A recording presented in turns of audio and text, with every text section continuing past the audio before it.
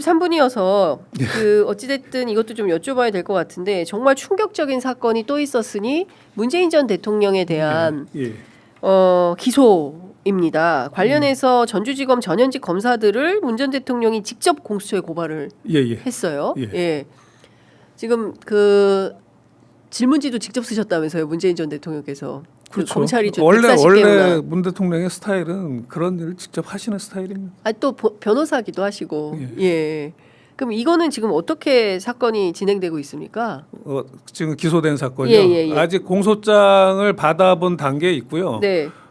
지금 그 검찰이 이 사건의 수사 기록으로 낼 것이 저희가 예상하기에 수만 페이지가 될 것 같아요. 그래서 그거를 이제 기록 복사하는 게 이제 5월, 6월까지 기록 복사 기간이 있고 기록 복사가 다 끝나야 이제 공판 준비기를 열릴 것 같습니다. 그러면 대통령께서 직접 출석도 하십니까? 아니면은 지금 변호인인 김영현 변호사님이 가십니까? 공판 준비기일은 변호인들만 출석하고요. 그 공판 준비기일이 끝난 다음에 공판기일이 열리면 잡히면. 다 출석해야 됩니다. 대통령께서. 직접이요? 예. 이건 전형적인 모욕주기 아닙니까? 그러니까 윤석열 나가니까 문재인 대통령도 나가 이런 검찰의 태도예요? 저는 그게 읽혀졌어요. 왜 그러냐면 지금 그 윤석열 탄핵 심판이 한창 중이던 3월 달에 검찰이 느닷없이 소환장을 보냅니다. 3월 14일에 3월 7일에 한번 1차로 소환장을 발부하고 2차로 3월 14일에 나오라고 소환장을 발부합니다. 왜 그 시기에 멀쩡하게 가만히 있다가 그 소환장을 발부하겠어요. 그래서 제가 3월 14일 날에 변호인으로 선임이 돼서 전화를 했죠. 아무리 그래도 전직 대통령인데 검찰에 전화를 직접 하신 거죠. 그 소환장을 그렇게 느닷없이 보내는 게 그게 예의에 맞는 거냐. 그리고 수사 비례 원칙상 서면 조사로 충분히 가능하면 서면 조사를 선행하라는 것이 관련 그 형사 그 절차에 관한 규칙에 나와 있는데 서면 조사를 먼저 선행해야 되는 게 아니냐. 그랬더니 굉장히 당황해하더라고요. 검사가 생각지도 않은 서면 조사 얘기를 하니까 자기들은 빨리 2차 소환 조사를 하는 신용을 하다가 안 나오면 제 느낌으로는 바로 기소할 테스트였었어요. 3월 달에. 3월에. 그래서 서면 조사서를 보내라. 그랬더니 이틀 후에 이제 전화가 와가지고 이틀 후에 왔다는 이야기는 이제 상부까지 다 보고하고 이제 결제 받는 시간이 필요했던 거죠. 간단한 서면 조사를 보내겠습니다. 그러니 그것을 일주일 안에 내주십시오 그런 거예요. 그래서 아니 간단한 서면 조사 말고 아주 복잡한 서면 조사로 보내라. 왜냐하면 우리는 웬만하면 서면 조사로 소환 조사를 가름하고 싶다. 그러니 상세한 걸 보내라. 그랬더니 하루하고도 한 이틀이 돼서 이제 밤 11시 반에 저한테 문자를 보내왔어요. 문답서 보냈습니다. 이메일로. 검사가. 열어보니까는 정말 127문항의 아주 굉장히 방대한 분량을 보내왔더라고요. 127문항. 그걸 보내왔길래 저는 그걸 받아본 순간 보내오면서 이거를 6일 내에 답변서를 내라고 6일 내에 하더라고요. 그 시한이 3월 26일이었는데 좀 어이가 없었습니다. 저는 아니 이렇게 많은 그것도 7년 전의 일인데 그것도 정말 광범위한 질문을 하더라고요. 이게 불가능할 것 같다. 황당한 질문 어떤 게 있었습니까? 황당한 질문이라는 게 그러니까는 뭐라 그럴까? 소설이에요. 그러니까 관련자 진술이 아무런 진술이 없는데 그냥 자기들 마음대로 그냥 소설을 써가지고 뭐 이런 건데 이거에 대해서 어떻게 생각하십니까? 뭐 이런 식의 질문이에요. 대부분의 질문이. 그래서 3월 26일 날에 못 끝냈고 이건 도저히 우리가 끝낼 수가 없다. 그랬더니 그러면은 3월 31일까지 내십시오 그러는 거예요. 그래서 3월 30일 날에 제가 다시 전화해서 끝내려고 노력은 했지만 안 된다. 이게 당신들이 묻는 질문을 보니 우리가 대통령 기록관 가서 사실 확인을 해야 될 것들이 많다. 네. 대통령 기록관 방문하고 어쩌고 하려면 4월 말까지는 우리가 필요하다.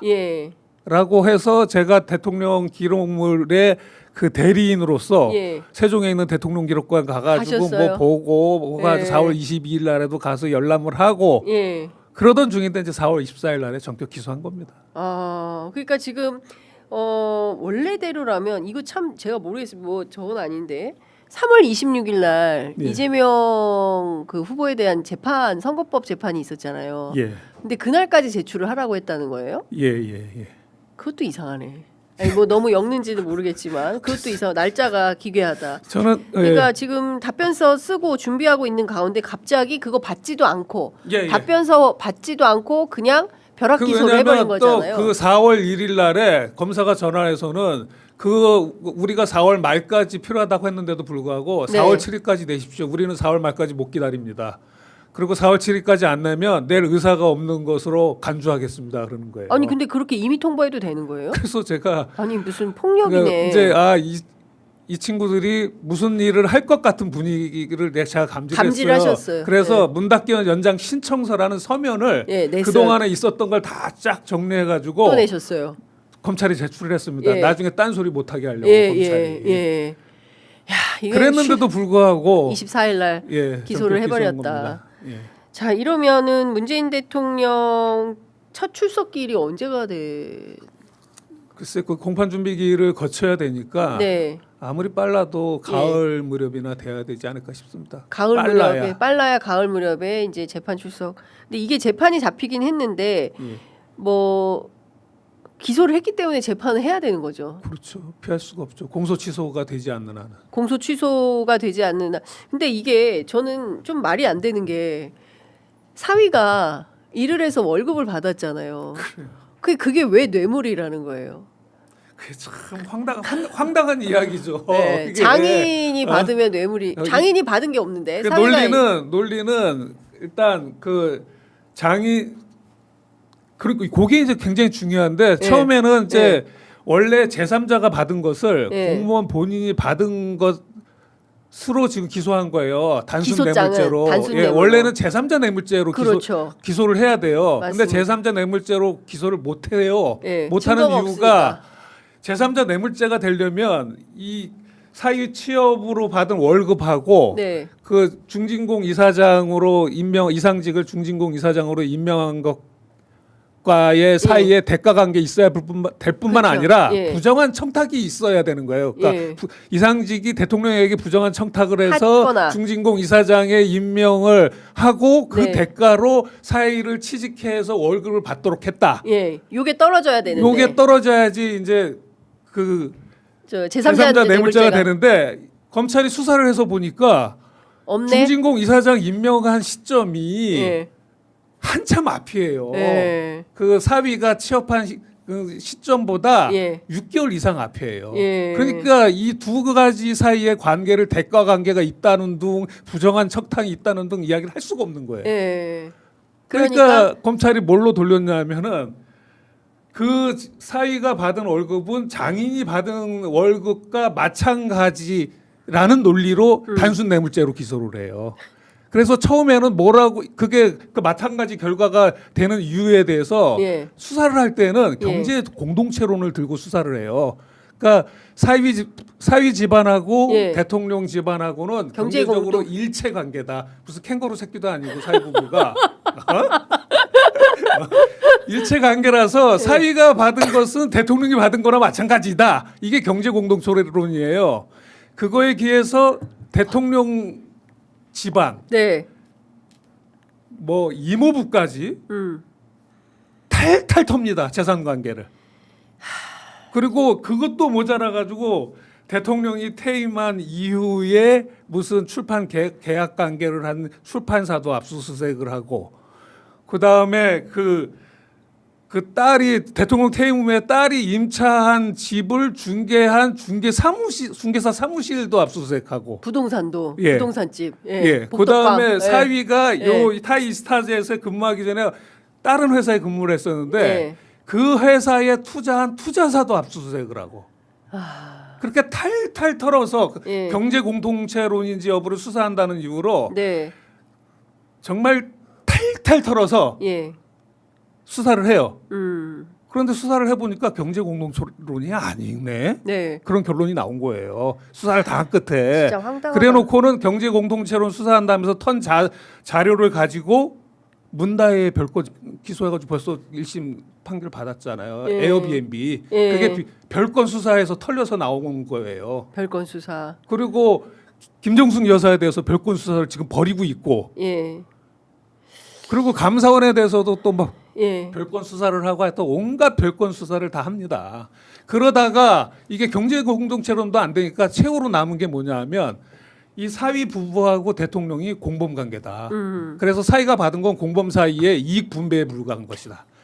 이게 바로 박근혜 대통령과 최순실 사를 뇌물죄를 한 개로 엮은 논리입니다. 네. 그 논리를 언제 들고 나오냐면 4월 달에 들고 나왔어요. 4월 달. 4월 달부터. 지난달에. 예. 야. 그러니까 기소 직전에야 그 논리를 세운 거구나. 개발한 거예요. 그 논리를.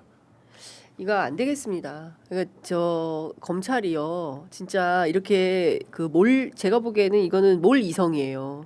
네, 몰 이성적 태도고, 하여간 내가 죽이겠어. 문재인 전 대통령까지도 이재명도 날리고 문재인도 날리고, 하여간 소위 얘기하는 민주 진영에 있는 지도자들은 다 비리 부패 사범으로 날리겠어라고 친윤 검찰 이 나서지 않는 이상 이렇게까지 할 수는 없는 거죠. 그렇죠. 그 예. 행태가 예. 우리가 아까 말한 조희대 대법원장 행태랑 비슷해요. 그렇습니다. 자신의 권력을 남김없이 사용하는 행태거든요. 예. 검찰의 이런 행태는 사실 범죄 행위입니다. 별건 수사 자체가 범죄 행위예요. 직권남용죄거든요. 직권남용. 예. 예. 그리고 이 별건 수사를 하면서 압수수색 과정에서 얻어진 파편적인 정보 중에 대통령에게 모욕적으로 될 수 있는 네. 그런 그 단편적인 사실들을 언론에 흘립니다. 네. 흘려서 망신 주기를 시도를 합니다. 그게 바로 노무현 대통령에게 한 그 그쵸. 논두렁 예, 시계와 시계. 같은 행태를 이 사건에서 똑같이 저질러 가지고 예. 45개의 단독 보도가 있었어요. 그게 다 그런 언론 플레이인 거거든요. 그러니까요. 그거는 공무상 비밀 누설 및 피사실 공표에 해당되거든요. 네. 그러니까 이거는 안 따질 수가 없네요. 제가 하나 가을 무렵에 이제 재판 출석을 하시게 되겠지만, 지금 그 전직 대통령이어서 윤석열을 피고인에 대해서는 법원이 그 지하 통로를 이용해서 출석하게 하고 이례적으로 인정신문도 하지 않고, 전직 대통령이시죠? 고개 끄덕끄덕. 그리고 자리도 저 뒷자리에 배치를 해주고 이런 식의 특혜를 줬어요. 일찍이 볼 수 없는 대우죠. 네. 전직 대통령들 여태까지 재판 많이 받았지만 처음입니다. 그런 재판은 처음 보는 거죠. 네. 그러니까 문재인 대통령에게도 이런 혜택이 있을까요? 저희는 그런 혜택을 바라지 않고요. 그 원칙대로 전례대로 네. 재판받기를 희망합니다. 전례대로 재판받기를. 예. 예. 참 대한민국이 참 그 윤석열 내란 수괴로 인해서 너무나 퇴행을 했는데 기어이 문재인 전 대통령까지도 이렇게 뭐라고 해야 될까? 그 최민희 의원 표현에 따르면 욕보이게 됐다. 예. 그렇게 됐죠. 심우정을 빨리 탄핵을 했어야 되는데 심우정 검찰총장을 적기에 탄핵하지 않음으로 인해서 끝내 문재인 전 대통령까지도 욕보이게 됐다. 그거 너무 송구하다 이런 말씀을 하셨는데 문재인 대통령은 좀 어떤 지금 마음이세요? 문 대통령님은 이제 전직 대통령에 대한 수사조차 이런 불법 수사를 남김없이 자행을 하고 있는데 네. 일반 국민들에게는 어떡하겠냐, 일반 국민들에 대한 수사는 어떻게 했겠느냐라는 생각을 하십니다. 예. 그러면서 이 사건을 국민적 관심이 이제 크지 않겠습니까? 네. 그러니까 이 국민적 관심이 큰 이 사건을 통해서 검찰의 민낯을 낱낱이 보여줘야 된다. 본인이 이게 저 증거가 돼가지고 왜 검찰 개혁이 필요한지 증거가 되시겠다. 그래서 공수처에 대한 고발도 대통령께서 직접 지시를 해가지고 대통령 이름으로 공수처에 이 수사한 검사 이창수를 비롯해서 검사들을 다 전주지검 검사들 싹 다 고발을 하신 거죠. 피고발인이 지금 문재인. 이렇게 딱 되어 있는 거죠. 고발인이 문재인이고 피고발은 이창수, 그렇습니다. 박영진을 비롯한 그 전주지검의 검사들입니다. 하여튼 이 재판 어떻게 진행되는지 저희가 종종 모셔서 말씀을 좀 듣도록 하겠습니다. 끝으로 조국 대표님은 어떻게 지내세요? 일주일에 한 번씩 만나고 계시는 거예요? 아니요, 저는 한 달에 한 번. 한 달에 한 번. 최근에 다녀오셨어요? 최근에는 못 다녀보지 못했습니다. 많은 분들이 저 그리워하고 있다고 대신 좀 전달해 주시기 바랍니다. 알겠습니다. 자, 오늘 말씀은 여기까지 듣도록 하겠습니다. 말씀 잘 들었습니다. 안녕히 계십시오. 믿을 수 있다. 더 착한 보험. 우리 가족의 미래를